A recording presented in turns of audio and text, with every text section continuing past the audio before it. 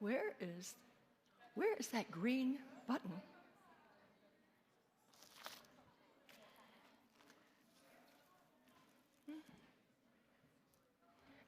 Can you hear me speak now? Oh, well, okay. This is good.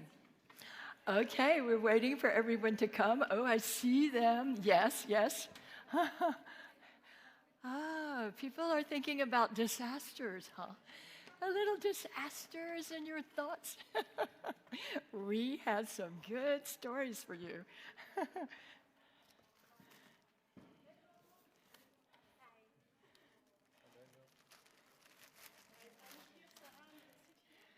Yeah. Pete, you didn't get a title. You didn't get a thing, so you get to be. You be the both. Yes. Okay. This is. And here is Anne Sophie and Thomas. Okay. You ready? Okay. Are you ready? We're ready.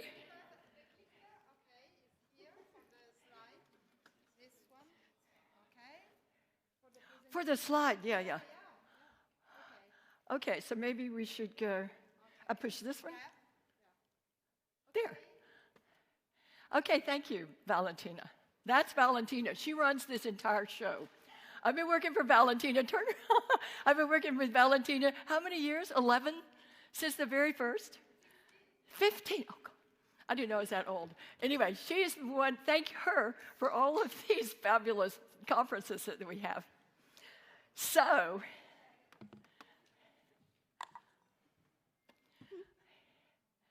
you know that feeling. Oh, there's this great feeling when you are in control of everything, or most things, at least for a moment. That's the way I feel when I'm in a taxi getting ready to leave for a trade show like this. I may have been up since 5 in the morning, or maybe I didn't go to sleep the night before, but I have been thinking, I've been organizing everything now that I either did bring or I did not bring, remembered or forgot, is now in the taxi with me. And I go, now I'm in control. I think you all have something of this feeling sometime. Either when you're in a taxi like I am, I live in Paris and I'm on the taxi to the airport, or however you are when you've got everything ready and you're on the way. So, this wonderful feeling, but let me tell you a story. 7 years ago, I had been working on a big project for more than a year with Silvio Levi. You know Silvio. Is Silvio here? He's not here. Okay, Silvio, I'm going to tell stuff about you can't defend yourself. Silvio and I had been working on this project. He asked me to organize it because he was taking Excels and he was making a bigger structure in which Excels could fit, but it was more. He wanted it to be a virtual trade show. And it would have many more things than the trade show. It would have a journalistic part of it. It would have a film part of it. It would have an advisory part of it. It was this huge structure that we all know as essentiel. Let me just think. Maybe I'll go ahead a little bit. Oh, yeah. Here are all the panelists. You can read that while I keep talking. So I've been working on this with Silvio for more than a year. I had this great team who had put together this huge team. Karen Morin, I don't know if she's here. Maybe she's not. She's preparing like 14 other conferences that she's giving at this time. I had Ulrich Long. I had Helder Soufenplan. I had Wouter Wiles. And I had Manon Carrère on this team with me. And we were ready. So we were going to be presenting it just like today for the first time to the Excellence community.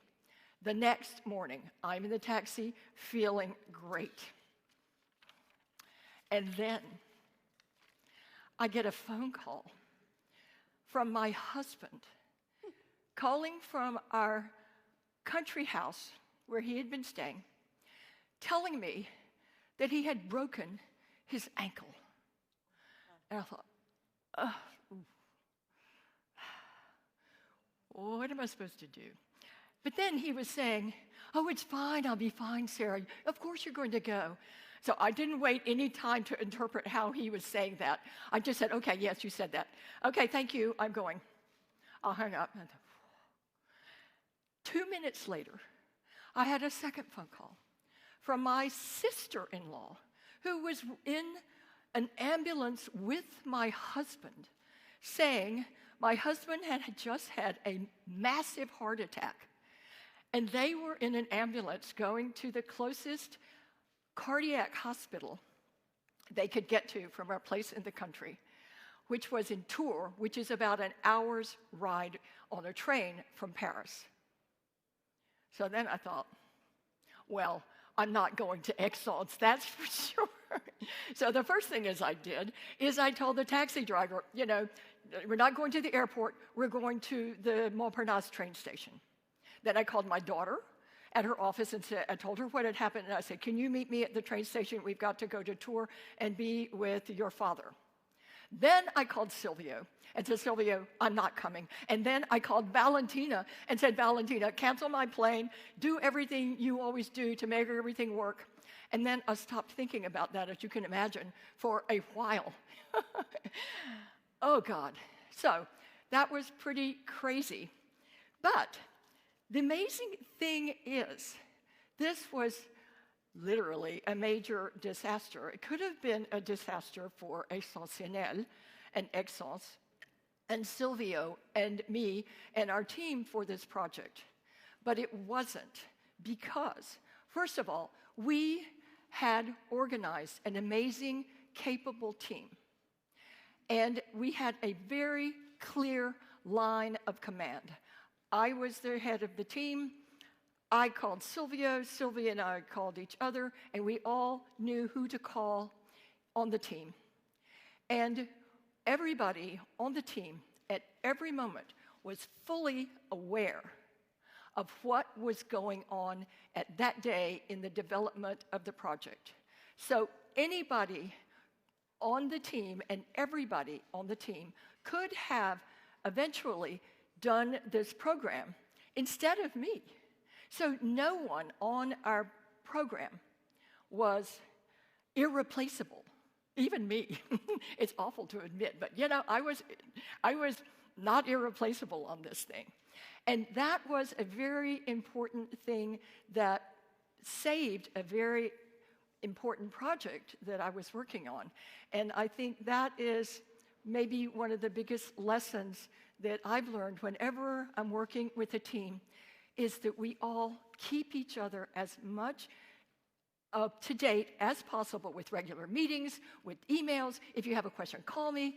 So everybody and anybody could carry the project to get forward wherever you are. So, as it turns out, we did do this.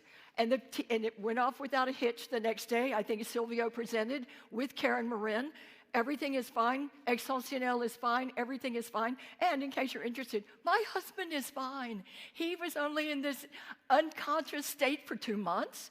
I went to live in an Airbnb for 2 months in Tours. He recovered. We're still married.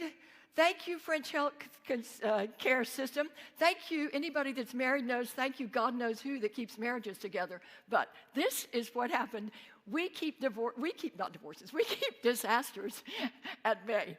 So, all this to say that now I've brought together this team of experts at managing disasters, however we like to define them. And so, if you take a look at here, disasters can come in many forms. Some of them are personal and about human relationships.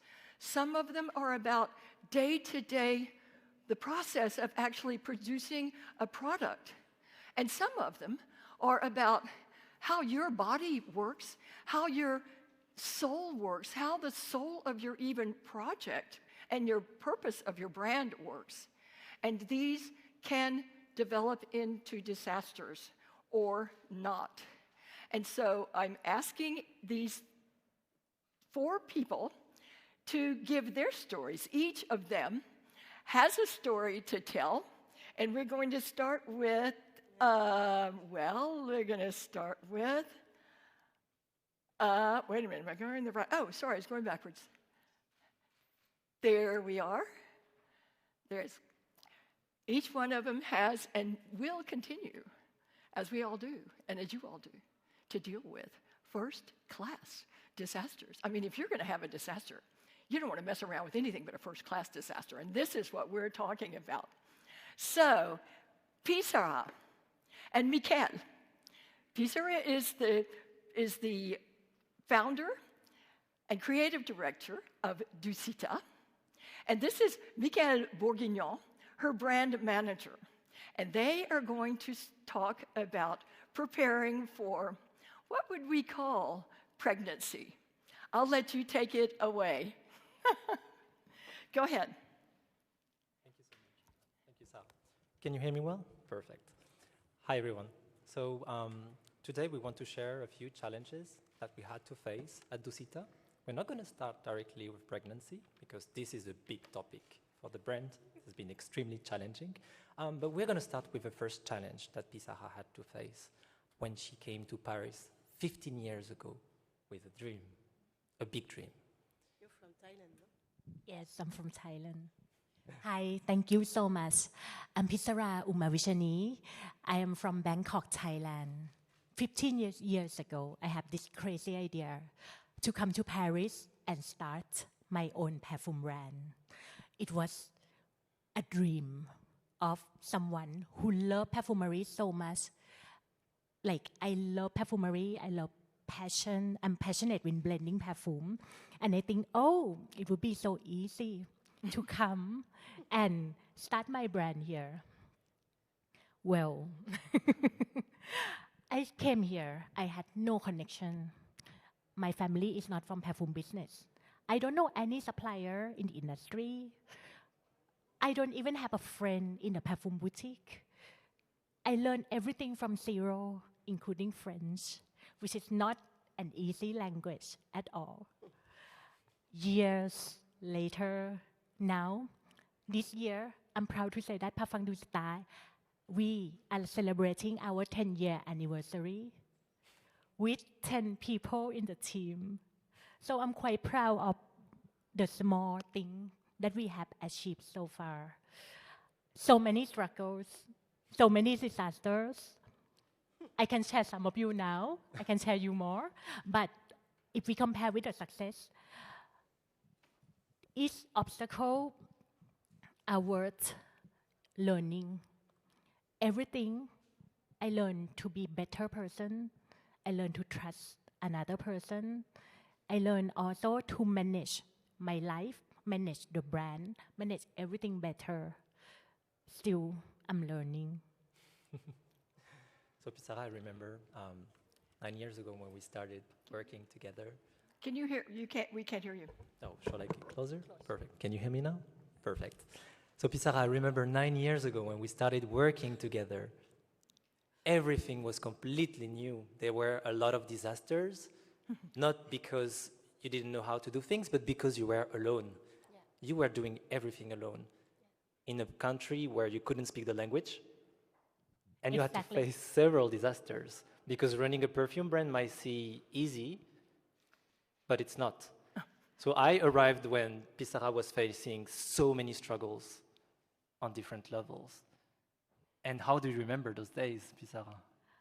I remember me as someone who has a lot of energy, a lot of enthusiasm to discover and willing to learn more. However, I wasn't that confident in myself because I didn't know the business. I know the perfume creation, I know the creativity, but that wasn't enough. You know, Mike, creativity is important.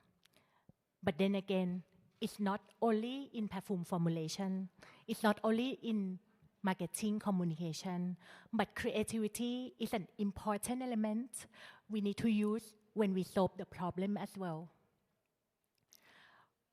I face, like, I need to do the whole production myself, okay? Like I didn't know how to do. It's like a kind of a career to do that.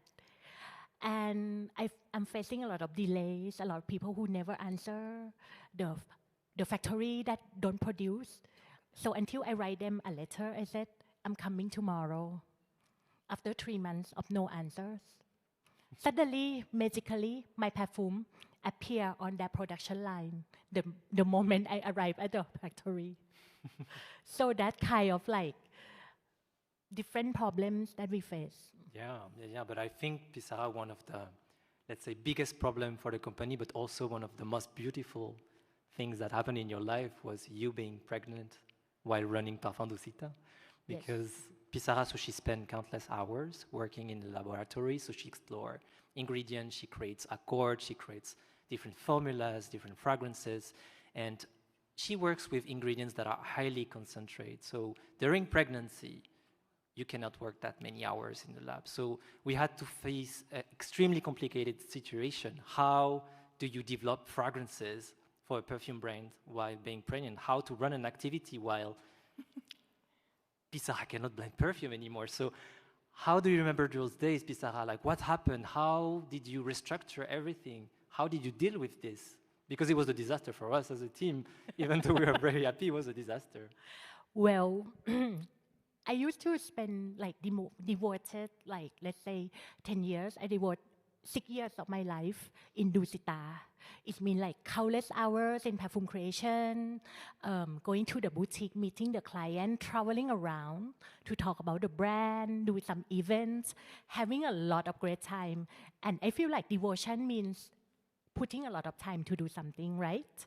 And then bang, I had a baby. And I realized that having a baby is kind of something that changed completely your life. You don't look at things the same way.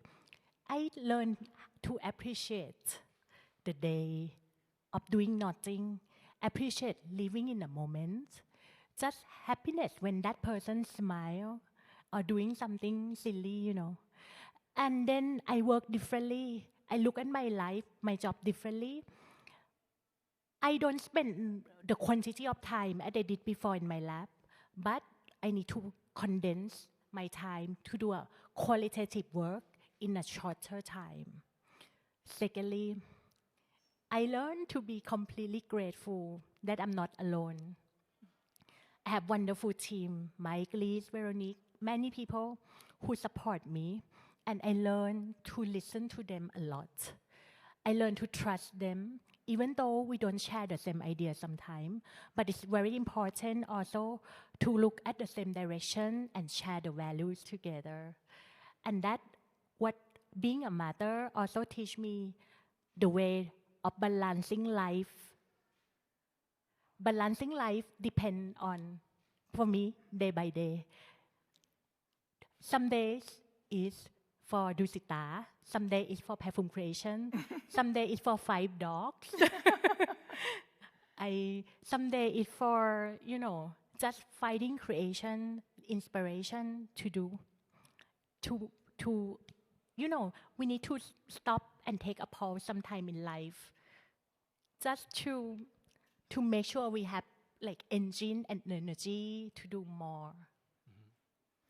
Okay, thank you. And Michael, do you have something to say about your role as the team to support Pisarra?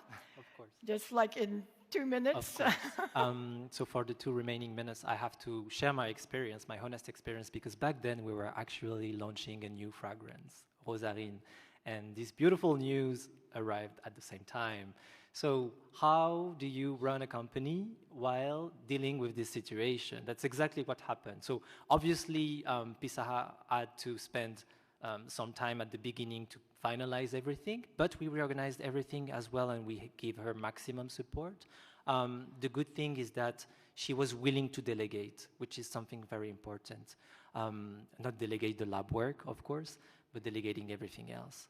So I feel like this moment made Dusita more resilient, because this is where we stepped in and said, Pisarra, you have to take some time for yourself, some time for your family. You have to disconnect from Dusita, that is your second baby. and you have to let us take care of it, because we've been here for years, working hand in hand with you. We know how to face the situation. We are here for you, and Dusita is in good hands. And this experience made us more resilient, because many of the things we did in the past are still active today, and Pisarra really, really trusts the team, and all the beautiful things that we do it as a family. And honestly, that's the beauty of it. We always say that Parfum Dusita is like a family, but we really mean it.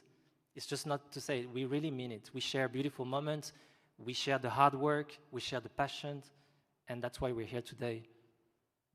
And I really want to say thank you, Pisarra. Thank you. I really appreciate it, Mike, because for me, the goal to create the brand is to create a family for me. It's much more than just a product, but it's people behind. And also, you are an important part of it from day one. And not only that, we face a lot of challenges along the way. But then again, how do we evolve, adapt, and change our strategy from year to year and survive in this coming future Thank with positivity, of course. And I really appreciate the coming today, Sarah. Thank you so much. Thank you. And you know, I think this is a very interesting thing that I was going to say later, but I think it's important to put it now because they were both saying something that a quote disaster that is met in a positive way can actually be a very important benefit because you say your brand is more resistant.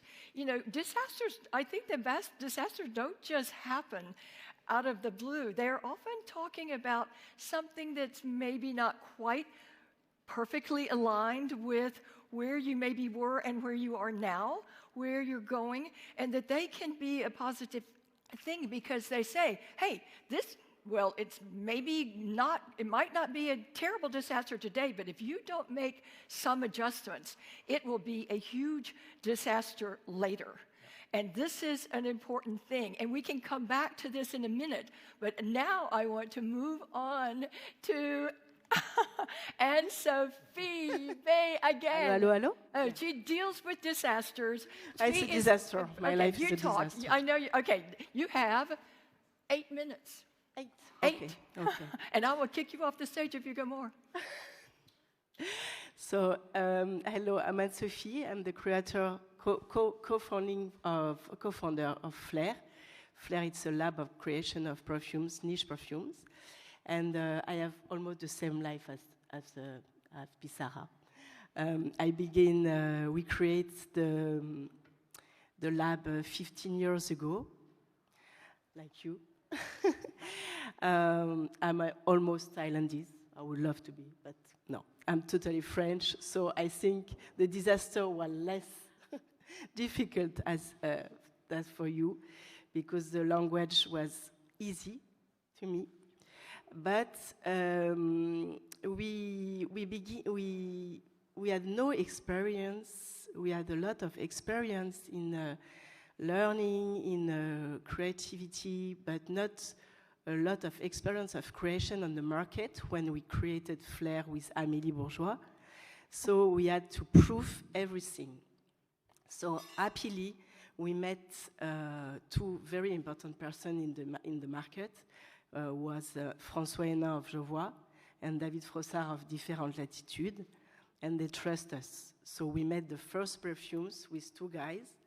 So it was Rouge Assassin of Jovois and Nevermore of Frappin. And it was the beginning of this long story. And now we are working with more than 100 brands, niche brand and middle brand, bigger, and that's all. What are your biggest disaster points? Let's hear them. I'm sure you have plenty. Tell us two.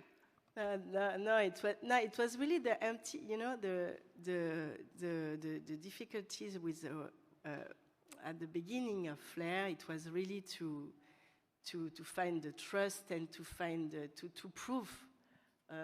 We wanted to be here main actors of this market, because I worked with Firmenich and with Simrise before creating Flair, but I was not in my ease, you know, because it was too big for me. It was beautiful companies, but it's not the point. It's not suitable for me. It was too big and too commercial. And me, I wanted really make a revolution in new niche perfumes. I wanted to create some new perfumes because we have a palette. We have a super big palette of materials, and we don't need to.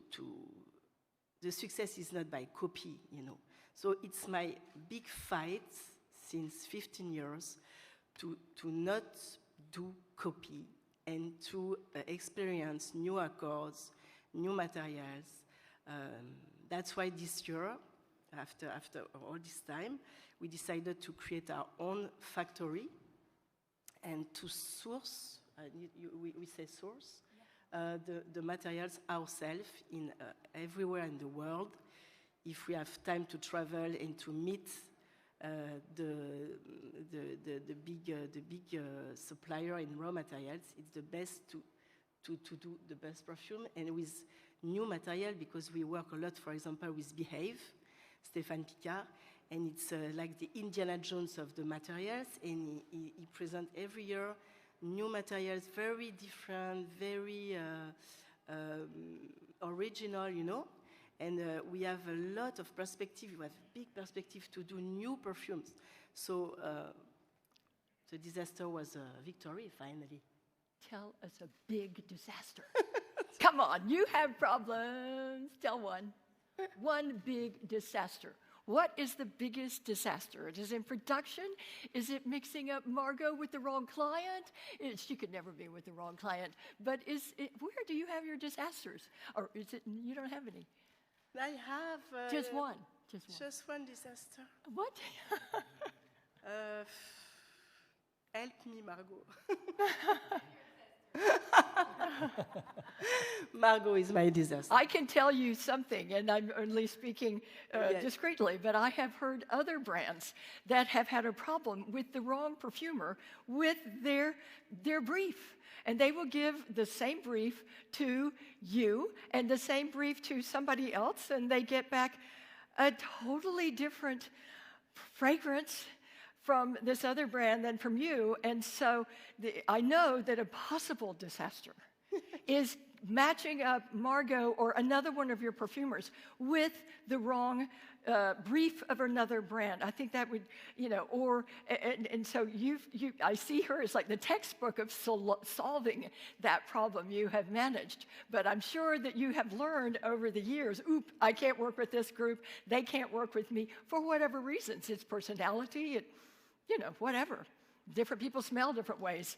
But, I think that, and then you also probably have problems with, I don't know what, but she's so cool. You just are on top of things. I'll tell you the disaster she dealt with yesterday. She wasn't even going to be able to come, so that became all of our disaster. My disaster is... She had a sinus infection. Yes, I have big disease in my eyes, and I couldn't take the plane. So I came here for the disaster of today by train. Yeah. But I'm here. Yes. And this is a good team. When she told me night before last, I thought, oh God, well, this will be the subject of our panel today, dealing with the fact that people drop off of your panel. How are you going to have a panel discussion with no panelists? But so thank you for coming. And she's sharing my room with me tonight. You might have cool things that happen. We sleep together. Oh, yeah, okay. Okay, thank you, Anne Sophie. It will be a disaster, maybe. Yes, we'll tell you tomorrow. Okay, Thomas. Now, Thomas, you're going to speak about another kind of disaster. Go ahead. Oh, I got to give you your page. There. Maybe you hear me? Can you hear me good? Yes? A little bit louder? You have to. Yes. I wanted to talk actually in a pretty funny way today, and when we started the discussion about this podium here, and it started like how to fuck up your company perfectly. So that was actually the really beginning of the discussion, but during We that had a good laugh. we had a good And laugh. then we cried. How to fuck up perfectly. And it's very good. I mean, sitting here with some fuckers in this round with the disaster team together. And but 3 weeks ago, everything changed with me, and I took my time to reflect a little bit and rethinking about the funny guy. Having this community, I'm talking to, having the friends here in the community.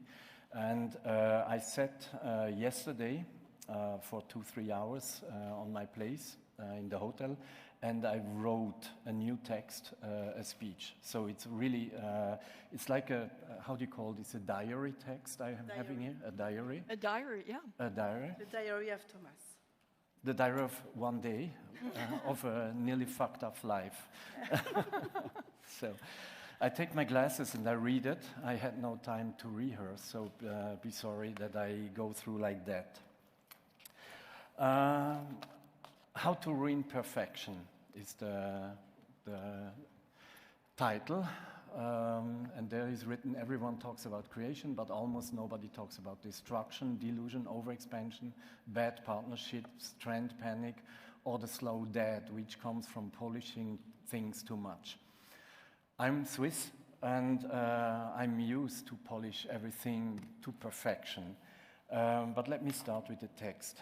So 2 weeks ago, it's actually 3 weeks ago, my body stopped. Not in a romantic way, not as one of those beautiful founder stories people like to tell once the hard part is over.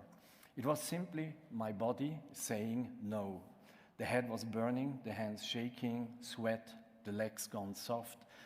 Strange feeling that someone had pulled like the cables out of my body and left them hanging somewhere behind me. The strange part was that I was not broken by a disaster, no factory on fire, I was not bankrupt, not a scandal happening, nothing spectacular enough to make a real good headline actually. I was broken by keeping the picture together, what I was representing. By staying calm while everything was burning, by functioning after the body has already said no. And at some point, the body sends the invoice back to you. That was not a metaphor, that was actually the subject. How to Ruin Perfection. You can start with a brand, a shop, a message, a launch, a vision, or you can start with yourself. I started with myself, so I know the road. As you know, I come from images, and for years was my work was surface. It was light, it was the frame, it was the gesture, the moment, built to look effortless. So that's photography. And in photography, you can control almost everything until the effort disappears. It looks beautiful, it becomes fine art. You move the light 2 centimeters, you wait for the face to open, you clean the frame until the image looks as it simply happened. But it's work. Perfume does not behave like that. Perfume leaks, perfume evaporates, perfume, it changes on skin, changes in the heat, it changes in the heat, changes on a stranger you never have met. It moves through suppliers, it moves through customs, regulations, with the wrong pumps, the wrong sprayers, the wrong caps, late shipments, tired dreams, tired teams, nervous partners, and all that tiny humiliations that never appear in your brand story. That happened. You don't control it in the same way. You stay very close, you smell again, you fix again, you apologize again, and you keep going. So a brand does not break only in the Excel spreadsheet. Sometimes it breaks in the person holding it. Nobody writes that into the planning. So let me tell you what I was keeping the picture together through. I started this in 2017 with an idea of beauty, of perfume, of making something that could move beyond image. I imaged the work, I imaged the scent, the material, the people, the possibility this métier gives us. What I did not imagine was living lean every single year, every single month and day. And that part does not stop until now. It becomes actually the weather I'm living in. You wake up inside it, you go to sleep inside it. After a while, you stop calling it pressure because it has become the room you live in. On the 23rd of December last year, the fire authority ordered the company, my house, to shut immediately. A beautiful Christmas present. I spent the days between Christmas and New Year writing a 17-page safety concept, while everyone else was somewhere between family, wine, and digestion. So then the laboratory, the Swiss laboratory, wanted reports on every perfume we have, now 10. Then the man and the woman came to the house, watched how we work, and explained that the problem was exactly that we are making things by hand. So craft was suddenly the violation I had. In the end, of course, we reached an agreement. We always reach an agreement in the end. That is also part of our job. Smile, explain. You can do good smile. Smile, explain, repair, continue. And maybe this is the strange thing about disaster proofing. The disaster with paperwork are not always the most dangerous ones. You can write a safety concept for the fire authority. You can call the laboratory. You can negotiate with customs. You can survive a late shipment. You can fix the wrong sprayer. You can replace the cap. You can apologize to a partner and make it right. So, but there is no safety concept for the pressure you give yourself. Half the way through. That is the one nobody sees. The pressure to keep the image clean, to look stable, to look ready, to look like the house knows exactly what it is doing, even when the house is still learning by burning its fingers. You stand at the fair, like here, you smile, you present a new sense, you shake hands, you speak about beauty, and inside you are doing mathematics with fear. I came to this from photography, so I already knew a certain version of that life. Self-employment is professional unemployment with a better lighting, how I call it. 5 applications a week for years. You learn to live on a sine wave, up and down. Sometimes, some years it becomes a sawtooth with a break. But you keep the picture clean. Always clean. You stay calm while the inspector is in the room. You smile at the fair. You look like a house that knows exactly what it is doing. Repeating, repeating. And that is also where the subject begins, because a house rarely dies from one catastrophe. It dies from the improvements. Someone asks you to make the message clearer, more commercial, more social, more understandable, more scalable. Every request is reasonable. Every request is small, a softer word here, a safer image there, a line nobody can argue with. No one can argue with. No, slowly, nobody can feel it either. One day, the message is still correct, still elegant, still beautiful, presented, but the danger has gone. The tooth has gone, the person behind it has gone quiet. Make it clear enough and nobody feels it. Swiss precision. Then comes growth. We are 3 years old. More doors, more markets, more launches, more meetings, more people wanting something slightly different from you. From the outside, it photographs like success. And growth is not the enemy, But when the center is not strong enough, every new door pulls at that. Open every door at the center goes thinner. Perfume needs density, not only in the juice, but in the meaning. And a thin center still ships. It still has barcodes, invoices, tests, nice pictures, a launch date. It just stopped meaning anything. And that is a strange danger, because from the outside, it still may look healthy. Maybe better than before. Repeating. Here is the part I love. So I will say it very clearly. The thing worth protecting is not the clean version. It is the mess. The late night, when the formula fights back, when the accord comes out wrong, comes wrong and suddenly becomes the whole point, the focus of it. The fingerprint, nobody wiped off the glass. The sentence that is not perfect but has blood in it, the partner who tells you the truth, the mistakes that opens a door you would never have found by being clever. That is where the life is. And most of what we call professionalizing a brand is often a very elegant method for removing exactly that.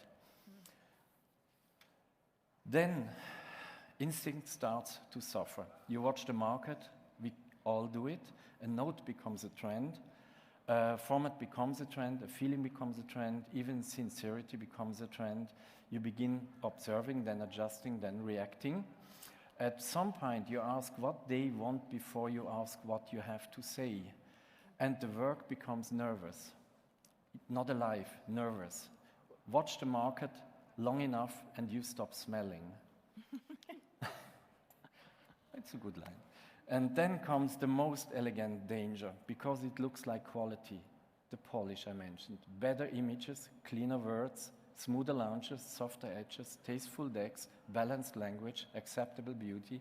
Nobody stops you because it all looks like progress. The brand becomes more refined, more consistent, and more sellable. And one day, nothing hurts anymore. No friction, no strange corner, no fingerprints, no pulse. Polish everything until nothing can bleed. So when we speak about disaster-proofing a perfume brand or a shop, yes, we can speak about systems. We have to production, logistic, cash flow, the legal risk, partners, safety, timing, stocks, warehouse, documents, insurance, all of it. Without that, the beautiful idea stays a beautiful problem.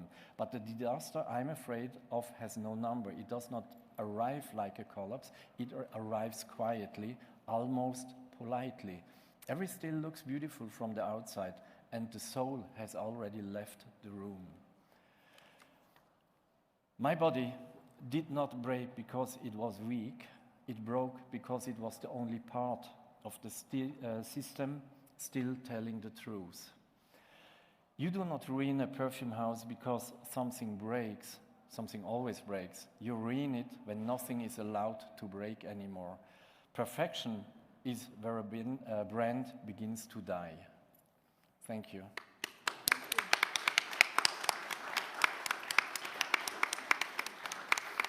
Thank you, Thomas. I think that what we have heard today is all of us talking about probably what many of you, I don't know which of you are individual brand owners, perfumers, working on your own in small groups, like whatever we call ourselves, whatever the niche industry is. But most of it means that we are working with our souls. We start there. We got into this business not because we were trying to make, like a living. Well, maybe we do, but we didn't. That wasn't our first motivation. I think our first motivation, at least in this part of the industry, is to live our souls, is to show our souls, is to live our inspiration, the vision that we have, and to manage that with other things that we need to do that can help these other disasters that we talk about. Having a family, all sorts of the things that you didn't even dare tell us about. And Thomas, the risk of actually losing the soul of your brand. These are huge issues that we all face. And I think the interesting thing is that if we are in the niche, artistic niche fragrance community. It's because we chose to live with that risk, because that is what makes us work. I don't think any of us would have chosen to be a fonctionnaire, what is that, an office worker with a regular, if we had chosen to do that, we wouldn't be here.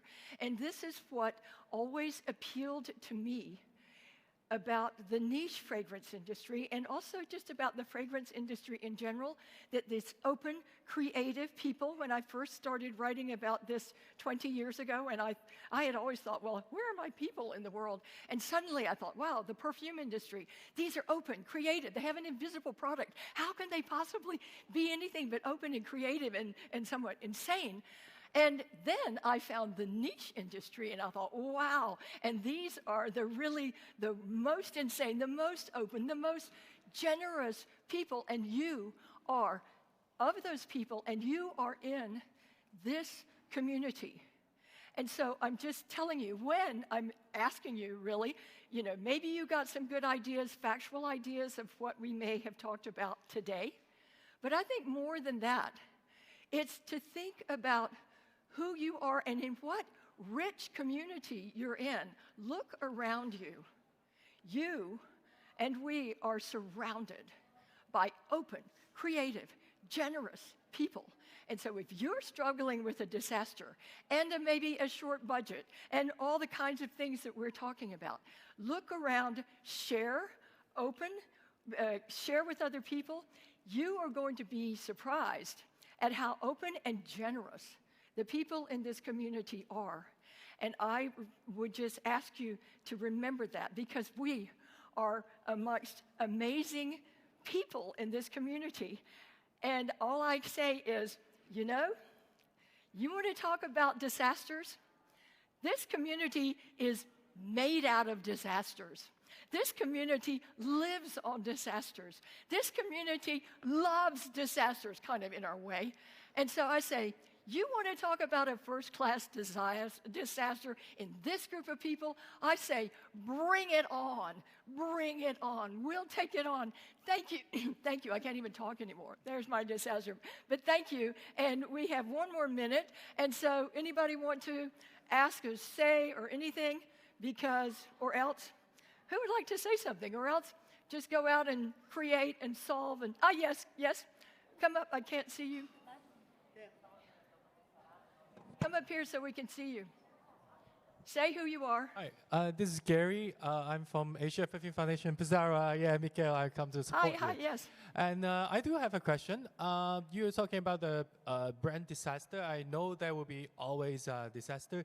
And seeing Michael and Pisarra always work in a team, I feel like you got support from each other. Yes. So my question is, how do you pick your partner, like your working partner, like Michael? What quality you saw, Pisarra, you saw from Michael, so you decide, okay, he will be my partner for like 10 years almost, right? And Michael, what do you see from Pisarra as a partner or a boss, or like you work for her, and so you can grow the brand? And for Thomas, would you consider having a working partner like Michael and Pisarra as a team, so that somebody can lift you up when you get a problem? Yes, okay, thank you. Thank you. Who would like to take that one on? You're talking about what qualities are you looking for in a partner? So, Pisarra, okay. Thomas, Yes. when I listen to you, I almost cry because I feel related to you. Thank you. The first year, I feel like I'm losing my soul because it's so tiring, to do everything. And one day, I pray. And then I put an announce on yourfashionshop.com. And then there was one profile of Michael Bourguignon who appeared into my email. And he's the only one that I did interview with him. How did I pick my partner? Sometimes when you meet a person, Mike didn't have an experience or expert in perfume, exactly like me. We don't have any connection, but we have a willingness to fight, to solve every problem every day, one by one. We have energy to look at the world in a positive way. We look at things on different sides. Mike is super organized and messy. But that is complement of each other when we work. And most of all, we give each other so much freedom. I know Mike loves to travel. So when he works with me, he can travel as much as he wants. It's important in him. It's important for him, you know. So everyone has a different values. And I'm quite proud that we all evolved during the years. We became a different person. We were talking yesterday. He said, Pisarra, you are a different person from the day you started. We have learned. We have learned to be different, learn to be strict, and less strict sometimes. And to answer the second part of the question, so when we look for other person to join the team, something that's very important for us is to have someone versatile. You have to deal with so many things when you have a perfume brand, so we need someone who can be everywhere. So, for example, I started as a marketing, assistant, but at the end of the day, I was doing absolutely everything in the company. And even today as a director, I'm still doing everything in the company. So whenever we look for someone, we need to find someone with the same willingness to do a lot of different tasks. Some that may be very interesting, and some that sometimes, might be a bit boring, but we have to do them. So then there was a question for Thomas also. Yes. Yes. Thomas, do you have one last thing to say here? Oops. Here. Yeah, I mean, the pressure I put on me, it's, I was doing that since the last 40 years as a self-employed person. So, and I said self-employment is a professional, how do you call, jobless person, actually. And what I'm experiencing now, and since 1 year, 2 years, I'm taking people also in the house. What we are taking it very slowly, and these people are very supportive to me. So actually everyone is coming from the community. I see speaking, like I have a journalist asking me the right question. She's now the head of marketing and communication. I have someone who was working together as a store manager, and she was doing so well. She's so good, experienced in her work. So I asked her, would you join as a brand experience person in the house? And I took her as a educator of that what we are doing in the people. So this is how we grow. We take really the people from the community, and we grow very organically. And we should grow with the human power a little bit faster, so that everybody can release a little bit more and focus on the things what they do. And it's happening step by step. So we are just 3 years old, and I will ask you a few things about the next some 10 years which are in front of me, and I think you have good answers there. Okay, well, listen, I think we need to stop. We've gone over our time now. If anybody has any questions, I'm sure that all of these people up here have lots of answers. So don't hesitate to come up and ask questions. But thank you very much for being with us. And may you blossom in your disasters. This is what we do around here. So thank you. Looking forward to seeing you another time soon. Enjoy Exhaust. Thank you.